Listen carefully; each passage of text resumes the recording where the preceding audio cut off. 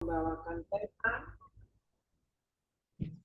Baik, Bapak Ibu, saudara-saudari, silahkan Romo.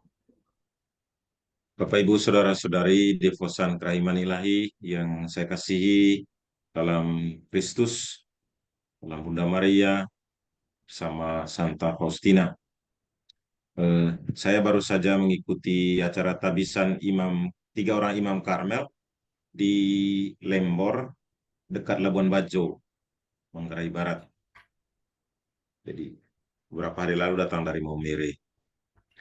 Saya mengawali renungan ini, saya membacakan teks Injil hari ini supaya mengingatkan kita akan teks Injil hari ini. Inilah Injil suci menurut Lukas. Dimuliakanlah Tuhan. Injil Lukas bab 11 ayat 37 sampai dengan 41. Pada satu ketika selesai mengajar, Yesus diundang seorang Farisi untuk makan di rumahnya. Maka masuklah Yesus ke rumah itu lalu duduk makan. Tetapi orang Farisi itu heran melihat Yesus tidak mencuci tangan sebelum makan. Lalu Tuhan berkata kepadanya, "Hai orang-orang Farisi, kalian membersihkan cawan dan pinggan bagian luar, tetapi bagian dalam dirimu penuh rampasan dan kejahatan. Hai orang-orang bodoh, bukankah yang menjadikan bagian luar, dialah juga yang menjadikan bagian dalam? Maka berikanlah isinya sebagai sedekah, dan semuanya akan menjadi bersih bagimu." Demikianlah sabda Tuhan. Terpujilah Kristus. Bapak, Ibu, saudara-saudari yang terkasih dalam Tuhan. Tema renungan kita pada bulan ini atau pada minggu ini adalah Rosario dan Kerahiman Ilahi. Mengapa saya menentukan atau memilih judul ini? Karena memang pertama bulan ini adalah bulan Rosario, dan juga kita bisa mengerti mengapa ada istilah Rosario Kerahiman Ilahi. Kira-kira apa yang melatar belakangi sehingga Santa Faustina mengajarkan satu bentuk doa, yaitu Rosario Kerahiman Ilahi. Izinkan saya membaca dulu bagaimana kedekatan Bunda Maria dengan Santa Faustina. Saya kemana-mana, saya membawa buku catatan harian Santa Faustina. Saya baca yang pertama, nomor 620. Pengajarku adalah Maria. Ia selalu mengajar aku bagaimana hidup bagi Allah. Rohku semakin cemerlang berkat kelembutan dan kerendahan hatimu, oh Maria. Saya lanjutkan ke nomor 1413.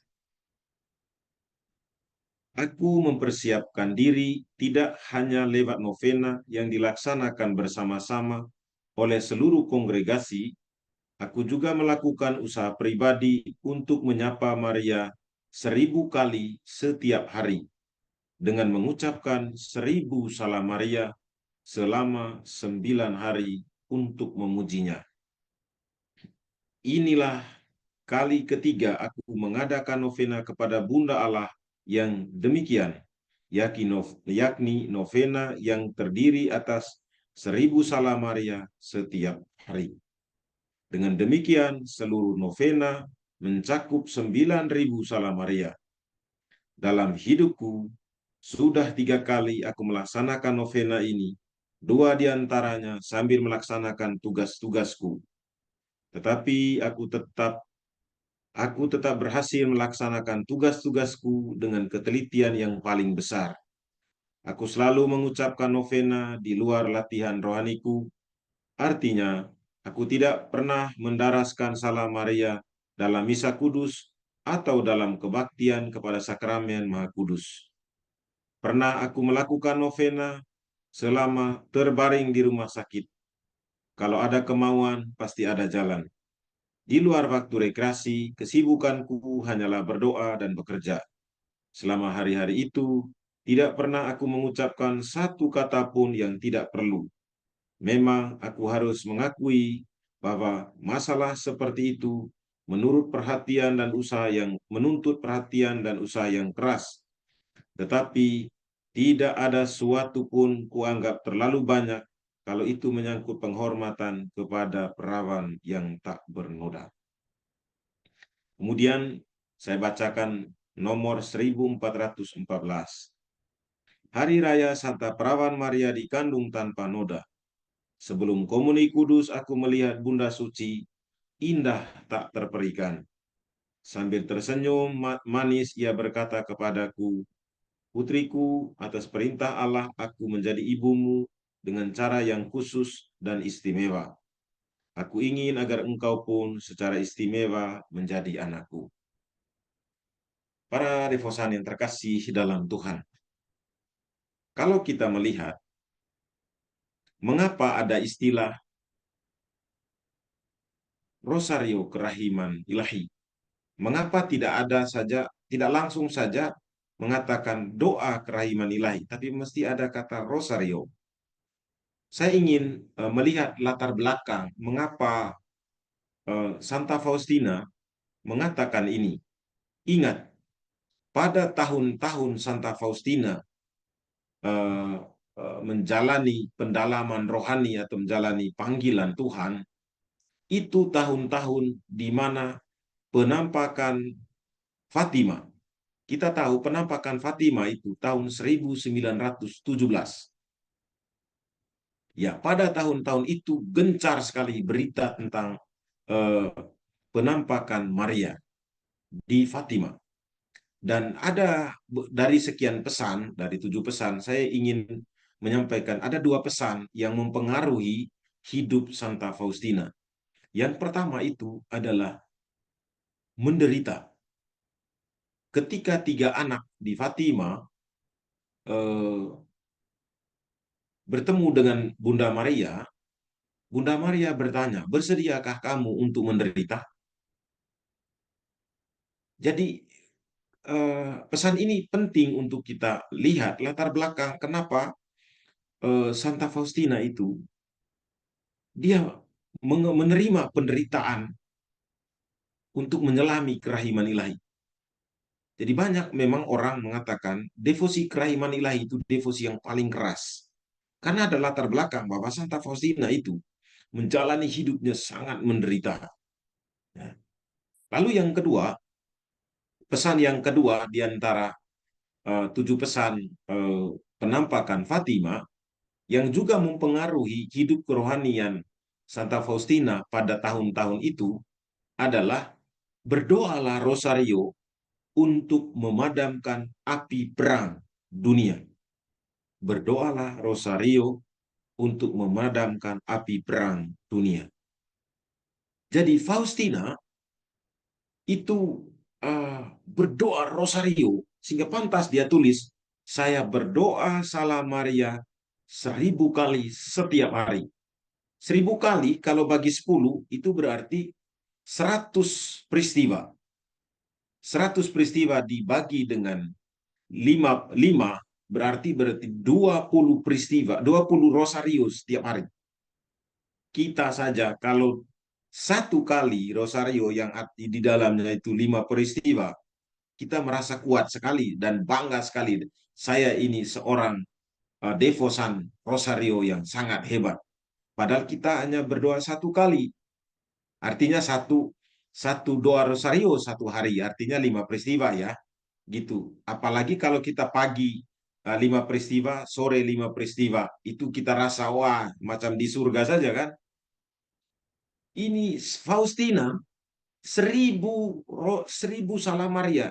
1000 Salam Maria dibagi 10 artinya 100 peristiwa. 100 dibagi dengan 100 peristiwa itu dibagi dengan 5 berarti 20 kali rosario. Kita doa rosario itu berapa kali? sehari. Saya pernah tanya, saya singgah di Ruteng kemarin, itu saya tanya ponakan saya yang kuliah. Saya bilang, kamu doa rosari, doa tidak setiap hari? Mereka bilang, iya Om Pater. Ada yang masih panggil saya Opa. Iya Opa, saya berdoa. Saya tanya, kamu doa apa? Doa rosario. Berapa peristiwa? Dia bilang, satu saja. Ada yang mengatakan dua saja. Saya bilang, doa rosario itu sebaiknya dan yang paling lengkap itu ada 5 peristiwa, bukan hanya satu peristiwa. Jadi mereka untuk 5 saja itu berat. Ya, saya tidak mengatakan mereka malas, tidak. Itu tahap-tahap perkembangan rohani anak-anak. Saya hanya mengajarkan mereka teruslah berdoa rosario, dan doa rosario yang baik itu adalah 5 peristiwa. Dan itu mereka berjuang. Dan kita bisa bayangkan Faustina itu 1000 salam Maria sehari. Jadi kalau dia tidak mengucapkan kata-kata yang lain, berarti yang dia ucapkan adalah salam Maria. Jadi dalam kaitan dengan ini, dia punya devosi yang sangat kuat dengan Rosario atau salam Maria, maka tidak heran kalau dalam istilah ada Rosario kerahiman ilahi. Betul dia mengatakan bahwa eh, Rosario kerahiman ilahi itu adalah doa yang diajarkan Yesus. Itu. Karena memang yang dilakukan itu adalah biji-biji Rosario. Itu berarti bahwa eh, Faustina ini dia punya praktek atau praktek kerohanian itu adalah doa Rosario.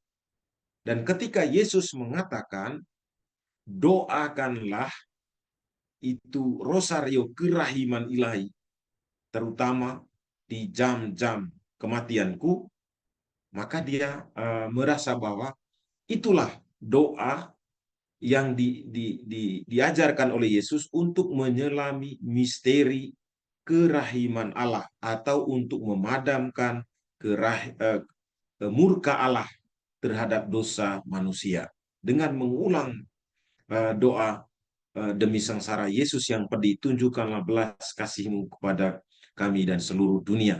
Jadi dia mengulang itu, tetapi melalui biji-biji rosario, ya. Jadi mungkin itu yang ingin saya katakan di dalam permenungan kali ini, supaya kita bisa paham latar belakang mengapa ada istilah rosario kerahiman ilahi. Saya menduga atau permenungan saya, karena di tahun-tahun itu kisah penampakan Fatima itu sedang gencar, ya, sedang gencar diberitakan. Dan Santa Faustina yang begitu polos, pasti dia menerima tanpa tanpa mengikuti opini publik yang meragukan. Dia menyerahkan semua ketidakmengertiannya kepada Tuhan dan kepada Bunda Maria. Sehingga dia mengatakan bahwa Bunda Maria adalah pengajarku, ya, pengajarku. Sehingga dia setiap hari berusaha mendekatkan diri dengan Bunda Maria. Sehingga Bunda Maria mengajarkan supaya belajar rendah hati, belajar menjaga kesucian, belajar tekun berdoa.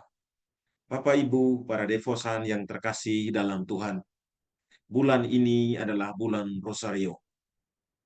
Kalau kita merenungkan tentang pesan Bunda Maria dan juga kisah panjang tentang doa Rosario, doa Rosario itu salah satunya juga adalah untuk memadamkan api perang.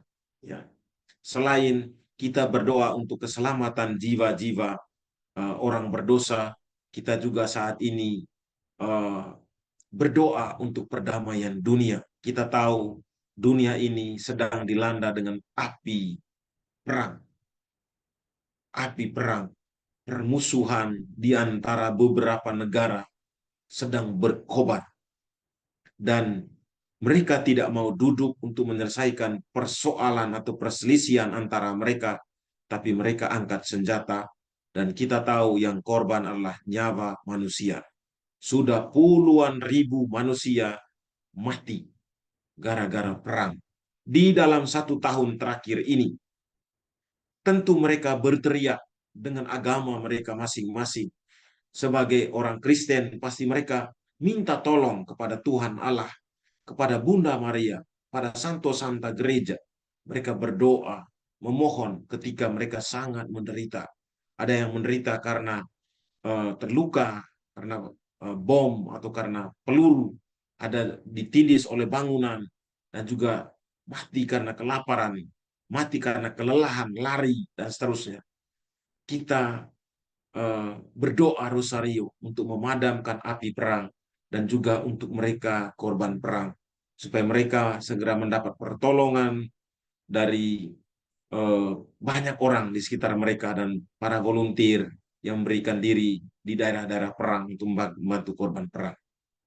Semoga doa Santa Faustina membantu kita untuk tekun berdoa, doa rosario, dan juga doa rosario kerahiman ilahi, memohon kerahiman Tuhan, dan juga untuk memohon memadamkan api perang dunia ini. Tuhan memberkati.